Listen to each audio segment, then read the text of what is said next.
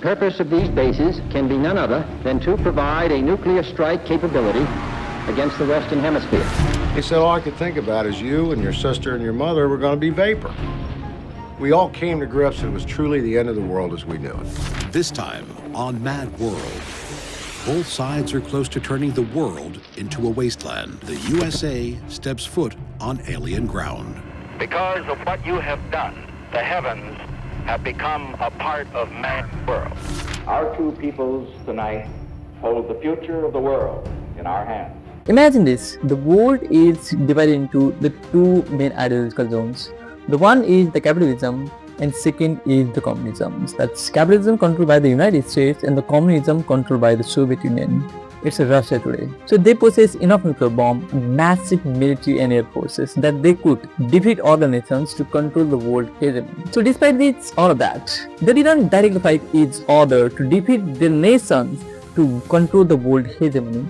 They fight through only the spies, the espionage of propaganda, proxy wars, and the nuclear threats and even the space race. So this is the issue of the Cold War, that the way we see the space war, the artificial intelligence, the nuclear frequency, and some of the other fears. That's a big cutting edge technology that's built because of the Cold War rivalries, the Soviet Union and the United States. And I want to show you today how this prolonged war actually started and what are the benefits that we get today from this prolonged war and whatever things that shapes the modern world because of this Cold War.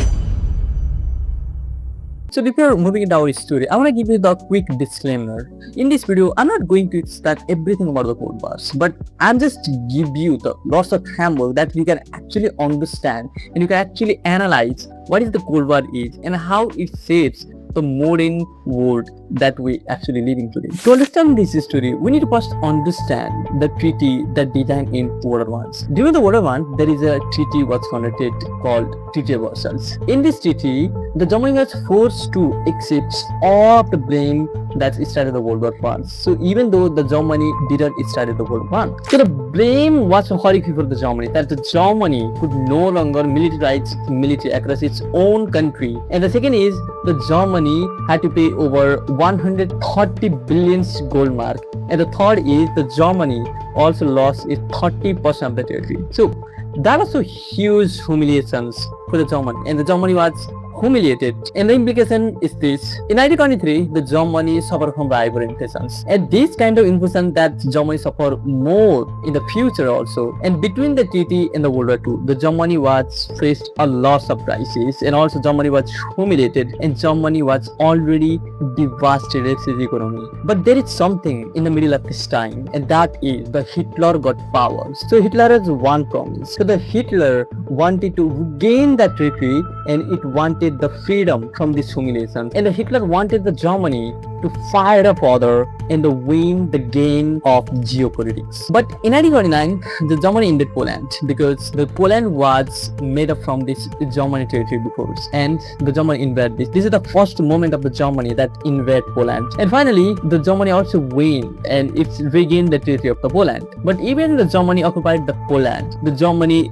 didn't fulfill its main promise. So it wanted to extend this territory. So the first time it saw the Soviet Union, it wanted to invade the Soviet Union because Soviet Union has a large land. It wanted that, and that anger leads the Germany launched its first Operation Barbarossa. This is one of the largest land invasion in human history from the Germany. So Germany had the millions of soldiers and lots of tanks and aircrafts. So the Germany could literally win this game, and Soviet Union lost that game. So now what the Soviet Union actually do to defend itself? So there is a one only option, that is the Soviet Union desperately needed the allies. It wanted to form the alliances. So the Soviets saw the United States and the Great Britain, and they formed the alliances because the United States also furious at the Germany, and it also want to defeat the Germany, and they formed the triple alliances. And these triple alliances had only one purpose, that defeat the Nazi Germany. But you know what? There is a problem in these alliances, and that is the United States and the Soviet Union, they hate each other. They don't trust each other, even though they are the alliances, because the United States followed the capitalism and the freedom and the democracy. But on the other hand, the Soviet Union had the communism and the one-party states that the United States hate that, and they became the alliances. This is because they share just enemy, the same enemy. They didn't share the same value, and that's what actually aligns it, that had distrusted. And finally, this allied power defeated the Germany, and that is stopped the World War II. But once Germany defeated in 1945, the old disagreement quickly returns. So there is one question that needed to solve. So who controls the Europe, essentially the Germany? So there is two rivalry only. The one is the United States and second is the Soviet Union. But the United States wanted democracy in Europe. On the other side, the Soviet Union wanted the communist state and one-party state government. So that lays the contradiction of ideology between them, and that was contradiction. And for solving that, the Germany is split into the 4 occupational zones that's controlled by the Soviet Union, United States, France, and the Britain. This is 4 occupational zones that the Germany US is split into. And somehow these 4 occupational zones became the 2 occupational zones that's controlled by communism and the capitalism. In the communism, the Soviet Union alone, and the capitalism, the United States, France, and the Britain. But most importantly, there is a strategic treaty that also is split into the 2 occupational zones, and that is the Berlin, the East Berlin and the West Berlin. So the West Berlin controlled by the United States and the East Berlin controlled by the Soviet Union. So if you look at this picture, you will see that. So surround this Berlin, whatever, like East and West Berlin. The surrounding this Berlin, there is a treaty that's controlled by the Soviet Union. And the West Berlin, that's controlled by the United States and its allies. They also occupies the West Berlin, that's surrounding by the Soviet Union. So far everything looks good and better, and they solve all the problem with any disagreement. And if they want to supply goods, food, and anything like daily necessity to the West Berlin, so they can simply use the Soviet Union treaty and road, and it's a carry road to supply foods and like daily necessity into the West Berlin. But after just couple of years, the Soviet Union blocked this all the carry roads and everything. They're saying that if the United States and the West Berlin want to supply goods, they cannot simply use our corridors and roads and our territory to supply goods. And this is the main strategy of the Soviet Union, because the Soviet Union want to gain this also the West Berlin territory to blocking the corridor, just thinking if we block this all the corridor, they don't have lots of food and daily necessity that people will start striving. And the United States and their allies finally gave up when we can gain this territory. But resources of the United States, they use the airlift strategy. So thousands of planes supply foods and carrying daily necessary things into the West Berlin to feed their citizens, and they can't no longer strive, and that really works. So what happened after that some year, the Soviet Union backed this blockade strategy, and this is what actually the Cold War finally started. So this is the panel, guys. They didn't fight each other, they just play game. This is the mind game that they played to gain territory or gain influence to other territory, and this mind game was escalated. And for that, in 1949, the United States and its allies, they found North Atlantic Treaty Organizations, NATO. So the NATO main purpose is this: if the one country attacks one ally, it means they attacks all of them. So in a simple analogy, if the Soviet Union attacked the United States, so every United States is alliances, the NATO alliances that attached to the Soviet Union. And for response, the Soviet Union also found the Warsaw Pact alliances. And this is the alliances, this is the same alliances as the NATO, and they found with its 8 members. And the Cold War became the military battle that the small country can trigger the much larger fight, and this is what the goals of the NATO in Warsaw Pact. So there is a question you might be wondering, so if the United States and Soviet Union hit each other, why they don't fight? So the answer is simple: the nuclear deterrency. And to understand this nuclear deterrency, we also need to get back and understand this. At the end of the World War II, the United States had the atomic bomb that other nation doesn't possess this atomic bomb. And this atomic bomb was already demonstrated that was so destructive in Hiroshima and Nagasaki. And this fight was so terrifying to every country was shocked. So understand this, the United States only had the monopoly in the nuclear bombs. So that gave the United States the huge military advantage. And that's why the Soviet Union also wanted to start its own program and build its own nuclear bomb. So in 1949, the Soviet Union tested its first nuclear bomb, and it was so successfully done. So the Soviet Union got this nuclear bomb. It's like, if the United States want to build its nuclear bomb, the Soviet Union does the same. If the United States wants its missile, the Soviet Union also builds its missile. and the United States want to build the advanced submarine, the Soviet Union also builds its submarines. This is what the competition actually was. As you know, the Cold War is not the directly military confrontation. The Cold War is about the competition between the United States and the Soviet Union. And this is what actually the arm race during the Cold War. So I also want to tell you the story of this arm race. In 1959, this man, the Batista, was running the Cuba. He runs the Cuba nearly 2 decades, and when he was running the Cuba had the optimal environment.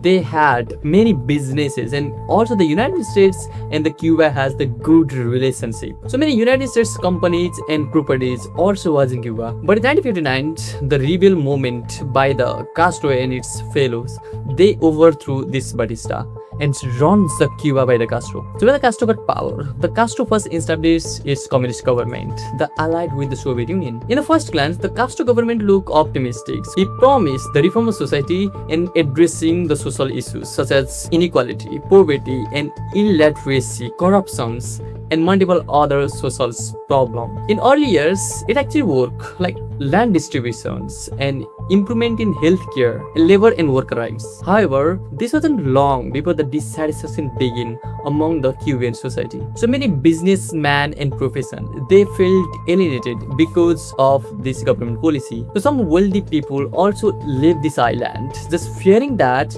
the future of this communist regime. So the United States hated the regime and he wanted to overthrow this Castro regime. So he found first the anti-Castro group inside the Cuba, and the United States also supported the military operations and the economic problem. So some of the multiple other things that he found for overthrowing the Castro. In 1961, the Cuban exiles launched the Bay of Pigs invention. So this is the invention that's supported by the United States and the anti-Castro group. So these invention main goal is overthrow the Castro and bring the new government that has the optimal and create the optimal environment for all of them. But failure of this Bay of Pigs invention that polarized the relationship between the United States and the Cuba. So for that, the Cuba needed help from the Soviet Union, and the Cuban government simply said, so the United States and its anti-Castro groups is trying to overthrow us. The Soviet Union, you help us because you are our allies.